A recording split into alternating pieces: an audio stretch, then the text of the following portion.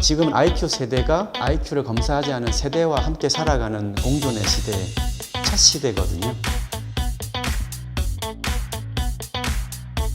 브레인 플라스티시티가 뇌 가소성이라고 해요. 뇌는 훈련하면 변화한다. 60대가 되셔도 변화합니다. 뇌는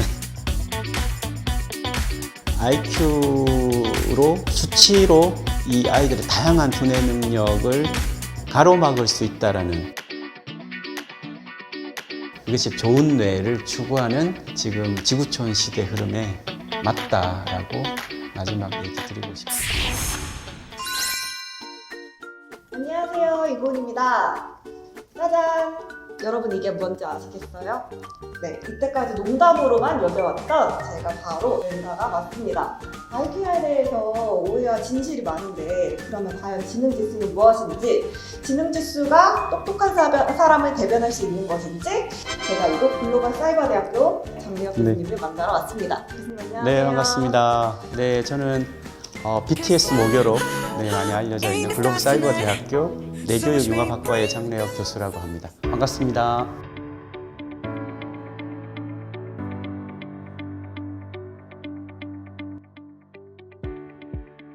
IQ는 지능지수 이렇게 표현을 할 수 있는데요.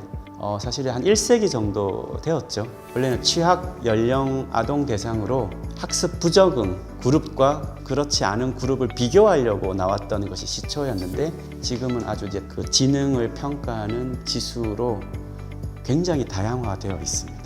근데 제가 멘사 시험을 2014년도에 봤거든요. 네. 근데 멘사 시험 같은 경우는 도형만 봐요. 네네. 도형만 네. 보는데 이게 똑똑한 사람, 머리가 좋은 사람을 네. 대변할 수 있을까? 네. 개인적으로는 멘사의 검사 자체가 인간의 두뇌 능력 전체를 대변한다고 얘기하기는 어려운 것, 그것이 보편적인 인식인 것 같아요. 마찬가지로 IQ 검사의 종류가 많습니다. 아까 말씀하신 웩슬러, 하워드 가드너 교수의 다중지능 검사, IQ 100년 역사를 무너뜨렸다고 하는 게 다중지능 검사거든요.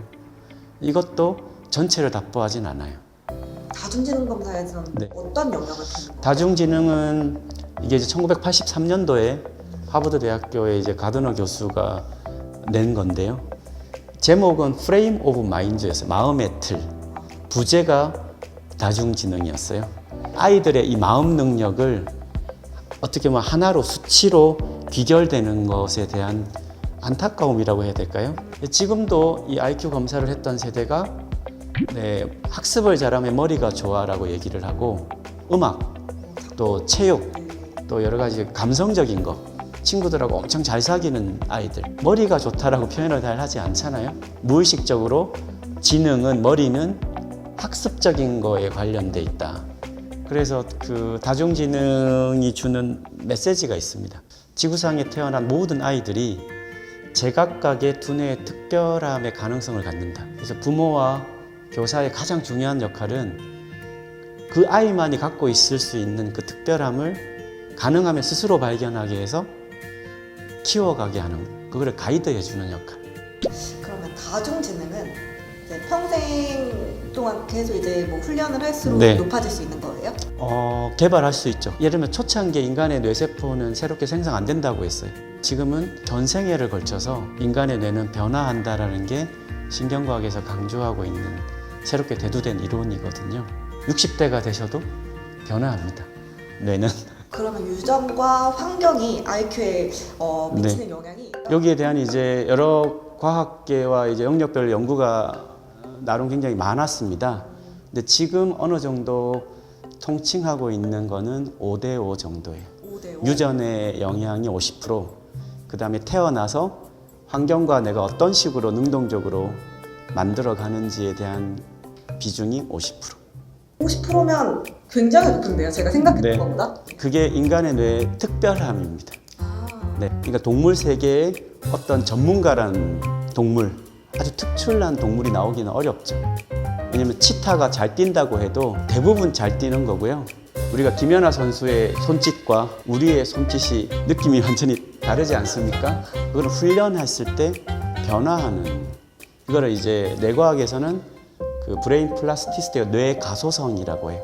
뇌는 훈련하면 변화한다. 그럼 저 여기서 잠깐 궁금한 게 있는데 만약에 쌍둥이가 있어요. 네네. 한국에서 자란 네. 아이와 다른 나라에서 자란 아이와 보통 이제 그 지능지수 연구할 때 쌍둥이 네. 연구를 많이 하거든요. 근데 대체적으로는 환경의 요인에 따라서 달라집니다. 게놈 프로젝트 혹시 기억하시죠? 인간의 유전자 지도를 밝히겠다. 네. 그래가지고 인간의 유전자를 엄청나게 밝혔는데 생각보다 유전자가 많지는 않았어요. 근데 오히려 유전자보다도 더 중요한 게 유전자 발현 기제라고 해서 살아가면서 이 유전자가 스위칭이 되는 거, 온, 오프. 유전자가 스위치가 된 유전자, 꺼진 유전자, 어느 정도 발현되지 않은 유전자.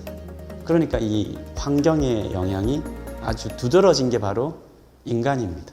유태인의 IQ가 높다고 알려져 있죠. 높다고 알려져 있는데 유태인이 전 세계에서 차지하는 비율이 2% 정도밖에 안 된대요. 맞습니다. 근데 그 2%가 노벨상을 받은 그 비율이 거의 30 몇 프로가 된다고 해요. 그렇죠. 유태인만큼이나 한국인이 머리가 좋다고 얘기하죠. 공통점이 있습니다. 유대인과 한국인들이. 핍박을 오랜 시간 받았고요. 천연 자원들이 거의 없는 나라고요.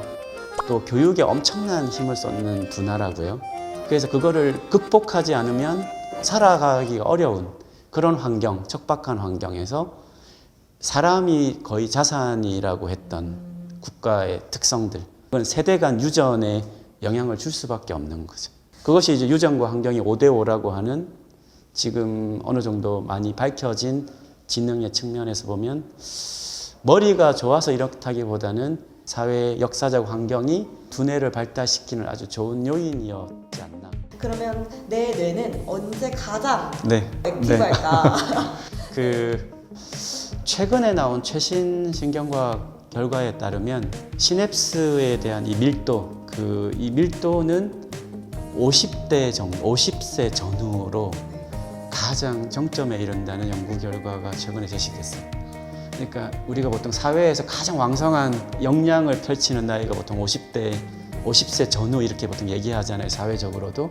최근에 나온 연구 중에는 52세 정도 전후가 되면 그 사람이 축적한 역량이 가장 폭발적으로 드러나는. 근데 그거가 거기에서 완전 피크를 친다기보다 젊은 층은 젊은 층 나름대로 그 번뜩이는 아이디어와 여러 가지 것들을 하지만 태화되지는 않는다는 겁니다. 포인트는 나이가 들면 뇌 기능이 감퇴해. 이거는 조금 오해가 많은 부분입니다. 우리가 태어나서 어떻게 그 발달을 했는지를 조금 돌이켜보면 거기에 답이 있습니다. 예를 들면 인간은 아기들이 태어나서 바로 걷고 뛰지 못하죠. 그래서 몸을 움직이는 시간이 한 1, 2년을 한 3년까지 가야 돼요. 아기의 뇌가 자기 몸을 다 컨트롤하는 게 시작인데 예를 들면 아기들이 아장아장 기고 있는데 계속 보행기를 태운다. 초기에 보행기가 나왔을 때 그 해 태어난 아기들의 운동 발달이 더뎠습니다.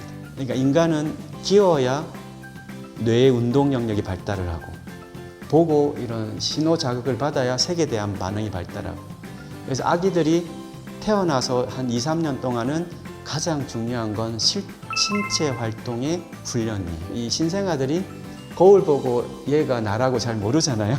그죠. 예, 나라고 알아차리는 이 셀프 어웨어니스라고 하는 자의식 능력은 신체 능력이 엄청난 발달을 하고 나는 과정에서 생깁니다. 2살에서 한 4살 사이에는 가장 중요한 발달은 정서 발달이에요. 그러니까 우리 아기의 뇌가 자기 몸을 다 이렇게 컨트롤하고 나면 자기 몸 바깥의 대상하고 상호작용을 하려고 하겠죠. 그때 필요한 게 사람과 자연이에요. 그 다음에 4살, 한 5살 지나서 그 다음이 인지학습이에요. 그래서 인간의 두뇌 발달 순서가 신체, 정서, 인지학습 순으로 발달하게끔 설계가 되어 있습니다. 이 순서를 무시하거나 앞에 게 충분하지 않는데 뒤에 걸 바로 강화하거나 하면 나중에 문제가 생깁니다. 그래서 그 인간은 충분한 발달 과정을 단계적으로 해야 된다는 거. 이 부분을 좀 굉장히 강조하고 싶고요. 유아 두뇌 발달에 필요한 건 가장 좋은 두뇌 훈련법으로 추천을 한다면 우리 선조들이 했던 훈련법이에요. 그 할머니 할아버들이 그 곤지 잼잼 도리도리 짝짝꿍 그죠, 이런 거 했죠. 네. 이것이 단동 10분이라고 해서 굉장히 오랫동안 구전되어서 내려온 겁니다.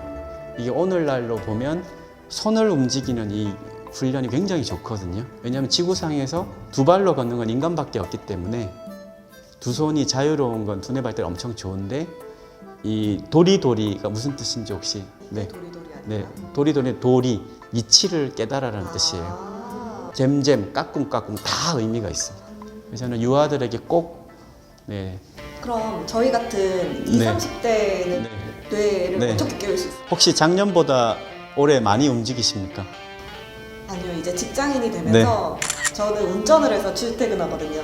그 인간은 나이가 들면 두려움은 커지고 호기심은 점점 낮아지고 움직임도 점점점 작아지고 네, 습관은 강해지고 네, 이게 인간의 뇌의 그 신경망의 패턴이에요. 이거를 되돌리는 것이 기본적으로 아주 중요한 훈련입니다. 움직임을 늘리는 운동 습관은 너무나 일반적인 얘기지만 너무나 중요한 두뇌 훈련법이에요. 우리가 몸을 움직이면 뇌가 변화합니다. 제가 얘기 드리는 것은 보편적인 몸을 쓰는 운동 습관. 그러니까 뭐 계단 오르기. 그거를 하루에 뭐 한 몇 번 아니면 뭐 일정 시간을 하는 거를 습관화시키는 거.